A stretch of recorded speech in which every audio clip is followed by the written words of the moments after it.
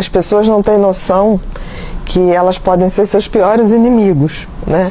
E geralmente quem é um autossabotador não se vê como uma pessoa que bloqueia os acontecimentos da sua vida, né? Que joga contra. Ele sempre acha que é o outro que joga contra ele.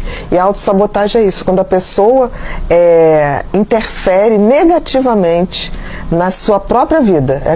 São aquelas pessoas que quando elas sonham com uma coisa, aí todo mundo se reúne, se ajuda para que ele possa obter aquele objetivo.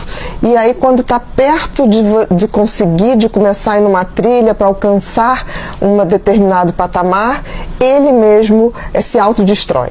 É mais ou menos como uma bomba programada para estourar na hora que essa pessoa está atingindo aquilo que ele sonhou ou aquilo que ele achou que era o sonho. Um autossabotador sempre é uma pessoa que tem uma idade emocional muito aquém da sua idade real. É como se fosse uma pessoa que parou ali o desenvolvimento emocional na infância, na adolescência e que tem profunda dificuldade de admitir a entrada na vida adulta.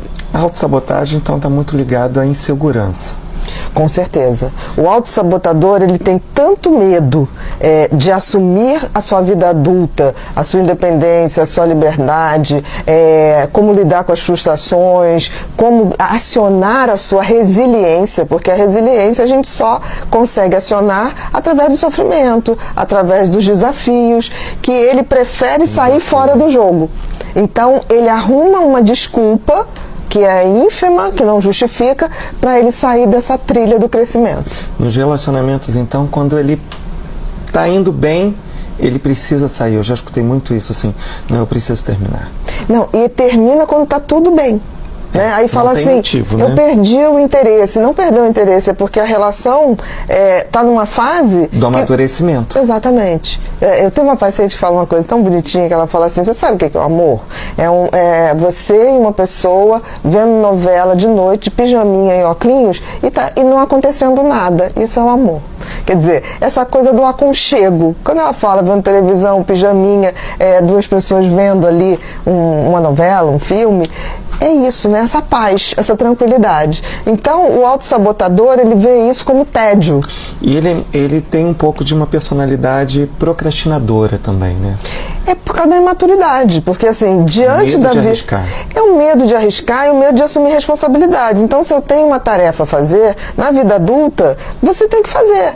Ninguém vai fazer para você. Por exemplo, pagar suas contas, ir a um compromisso profissional ou ir a um compromisso social. Você não tem como mandar representante. Então ele vai procrastinando aquilo, sempre esperando que alguém faça. E é interessante ver que os autossabotadores atraem pessoas que muito maternais, de espírito maternal, seja homem ou mulher, no sentido que está ali para acolher e que acaba sendo muito ruim, porque sobrecarrega essa pessoa, a relação fica como mãe e filho, ou pai e filho, ou mãe e mãe, em busca de um homem, na verdade você está buscando alguém que assuma a vida adulta por você. O autossabotador é quase um filho que saiu de casa, quer sair de casa, mas ele quer continuar almoçando na casa da mãe, lavando a roupa na casa da mãe, que os pais paguem as suas contas de condomínio, de IPTU. É mais ou menos isso, é a dificuldade de se tornar um adulto, de se tornar uma pessoa inteira. Porque assim, liberdade tem um preço. O autossabotador, ele não quer pagar o preço do crescimento. Ele tem tanto medo, porque um autossabotador, no fundo, é uma pessoa muito medrosa. Ele tem tanto medo do crescimento que ele prefere desistir no meio do caminho. E nisso ele vai largando tudo no meio do caminho. Né? Tem cura, Bia? Tem cura.